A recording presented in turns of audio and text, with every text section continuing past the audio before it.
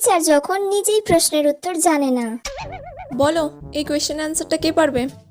বলো এখানের মধ্যে কে পারবে? তুমি পারবে? আমি তো নিজেই পারবো না এই অ্যান্সারটা।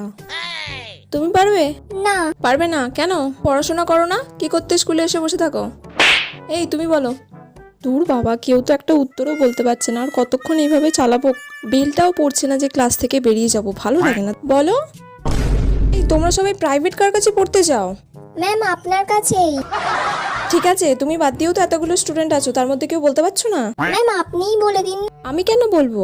আমি বললে তো তোমরা সবাই এমনিই জেনে যাবে। তাহলে তোমরা কি করো বাড়িতে? উফ, কি জ্বালায় পড়লাম রে বাবা, কেউ তো একটা বল। সব গাধা, আমিও গাধা, তার সাথে তোরাও গাধা। বলো। নিজে তো জানি না, যা বললো তাতেই হ্যাঁ বলে দিই। শুনলে কি বললো? তুমি কেন পারলে না? শুনে নাও ভালো করে, কালকে যেন কোয়েশ্চেনটা ধরলে তুমি পারো, ঠিক আছে? উফ বাবা, এতক্ষণে ঘন্টা পড়লো, তাড়াতাড়ি পালাই।